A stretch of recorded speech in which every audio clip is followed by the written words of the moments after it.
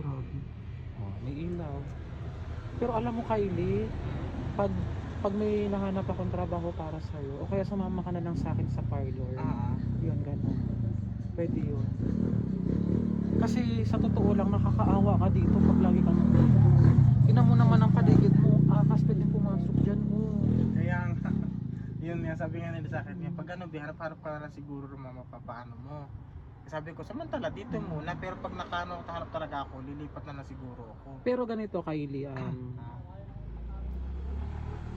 pag natuto ka mag ano ng buhok or sa kuko, malaking tulong para sa iyo yun.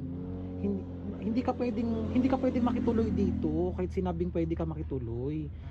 Ang dapat habang nandito ka ngayon, opportunity mo, isipin mo kung paano ka makaalis sa sitwasyon na to. Kasi mahirap dito, tingnan mo, oh. Diba? Oh, yun nga. Tapos yung ahas baka mamaya pumasok diyan, nandun sa loob niya nung sa gubat ang likod niyan. Diba? Delikado dito. Tapos yung labas highway, pwede kang mapag-iskitahan ng mga tao diyan. Huwag ka na naglalabas ng gabi, nakaganyan ka pa. Hindi minsan nakaano lang ako. Baka mamaya ma-rape ka diyan.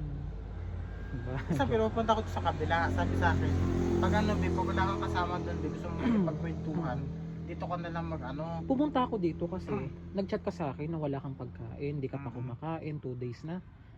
Oo, kaya kita pinuntahan, sabi mo nauuhaw ka na, binili na kita ng tubig, tas okay na ba yung bigas na binili ko sa'yo, yung tinapay, Okay na yun siya, B. Lucky Me, okay na yan.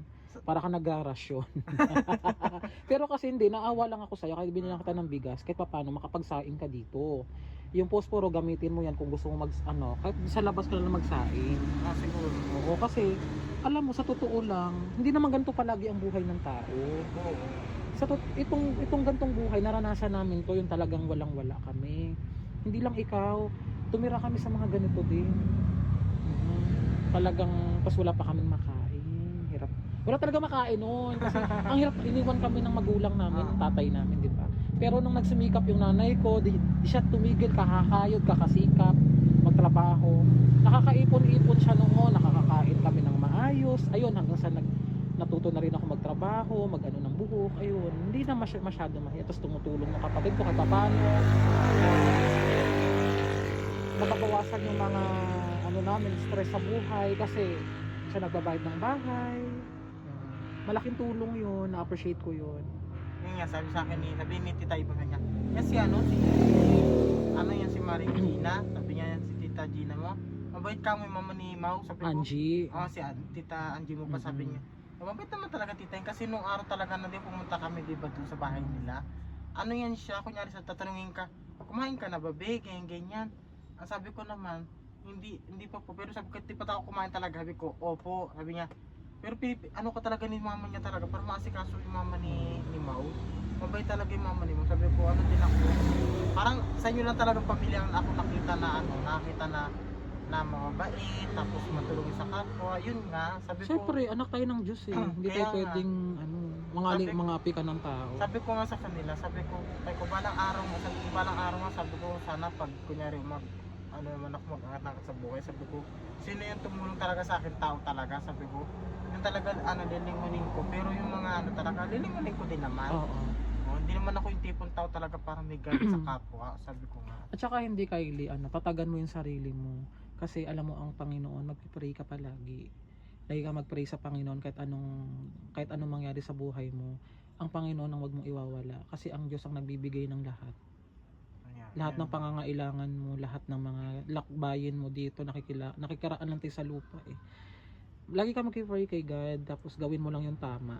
Yung panghuhusga ng tao, di naman maaalis yan eh. Tsaka tandaan mo, hindi mo mapiplease ang tao na gawing maayos ang pakikitungo sa'yo o irespeto kanila.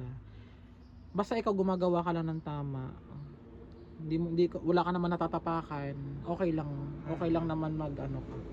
Wala silang magagawa kung anong gusto mong gawin.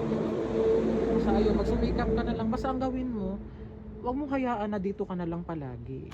Isipin mo rin kung paano ka makakaalis dito sa bahay na itong.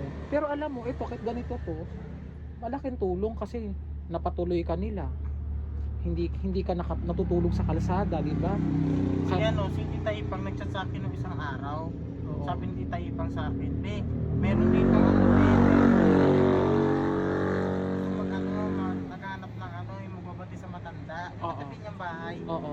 Ano daw, bibigyan mo, di ka magpapaligo sa kanya, o kaya, pag may nagluto na doon ng pagkain, may tagaluto na daw, ano, iabot mo na lang yung pagkain sa kanya, tapos busa na lang doon siya matutulog, Oo. sa higaan, kasi naputol daw yung paa, Ah, yung kawawa matanda. naman. Ang sabi naman niya, Tipang, chat na lang kita, be, pag ano, be, yung kapatid niya nag-go na, kasi, ano, sabi ko, text ako tita ni kaya Tipang na, go po ba Tita Ipang? Sabi Tita Ipang, ante-ante na lang, be, kasi, yung kapatid niya kasi wala pa daw dyan sa bahay.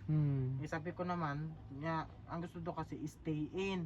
Tapos libre pagkain, may wifi pa, merong tulugan, may CR pa. Oo. Sabi ko naman, sige, tapos sabi naman, parang sabi ko nga sa sarili ko na, mas gusto ko talaga siyempre na ano, yung parang, iba din siyempre mag-alaga ka ng matanda, iba din yung may sideline, Oo, may sideline. Oo, yun nga. Sabi ko parang malaki-laki din ang kita mo.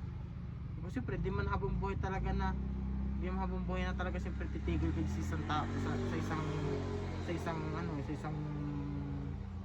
mundo na ano, kailangan dapat